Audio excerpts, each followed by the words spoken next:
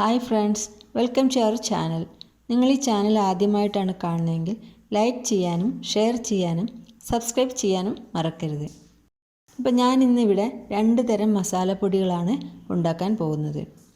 ഒന്ന് തലശ്ശേരി ബിരിയാണിയുടെ മസാലക്കൂട്ടും, 2 ഒരു അറബിക് മസാല പൗഡറും. ഇത് രണ്ടും നമ്മൾ എങ്ങനെയാണ് ഉണ്ടാക്കുന്നതെന്ന് നോക്കാം. അപ്പോൾ ഞാനിവിടെ ആദ്യം കാണിക്കുന്നത് അറബിക് മസാലയാണ്. നമ്മൾ കബ്സയ്ക്കും മന്തിക്കൊക്കെ ഉണ്ടാക്കാൻ പറ്റുന്ന അറബിക് മസാലയാണ് ഞാൻ ഉണ്ടാക്കാൻ പോകുന്നത്. അപ്പോൾ അതിന് വേണ്ട സാധനങ്ങൾ എന്തൊക്കെയാണെന്ന് നോക്കാം. 2 ടേബിൾ സ്പൂൺ മല്ലി, 2 ടേബിൾ സ്പൂൺ കുരുമുളക്, 2 ടേബിൾ സ്പൂൺ ചെറിയ ജീരകം, 1 ടേബിൾ സ്പൂൺ ഏലക്കായ, 1 ടേബിൾ സ്പൂൺ പട്ട, 1 ടേബിൾ സ്പൂൺ ഗ്രാമ്പു,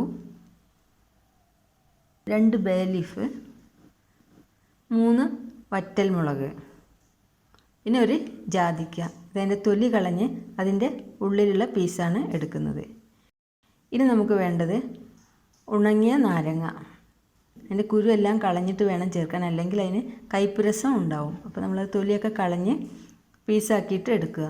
ഇനി ഇതെല്ലാം തന്നെ നമുക്കൊരു പാനിലിട്ട് ഒന്ന് ചൂടാക്കി എടുക്കണം. ഒരു ചെറിയ തീയിലിട്ടിട്ട് വേണം ഇത് ചൂടാക്കിയെടുക്കാൻ.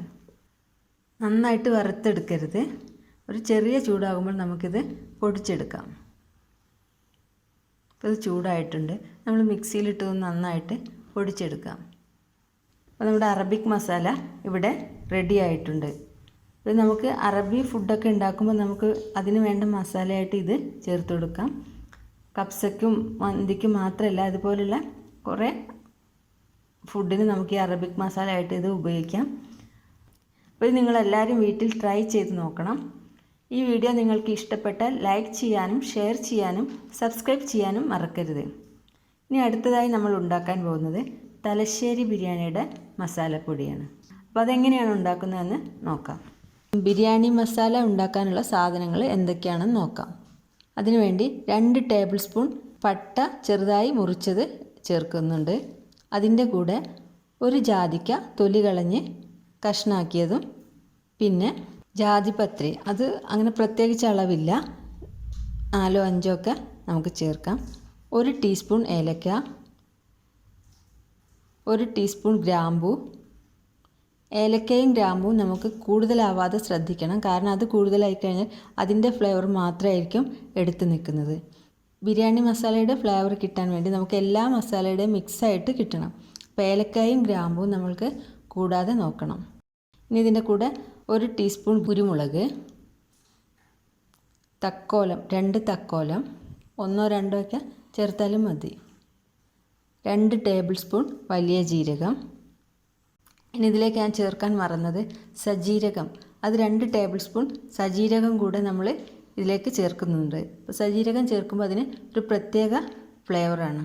ഇതെല്ലാം കൂടെ ചേർത്ത് നമുക്കൊന്നിനി ചൂടാക്കിയെടുക്കണം. ചെറിയ ചൂടിലിട്ടൊന്ന് ഇളക്കിയെടുത്താൽ മതി.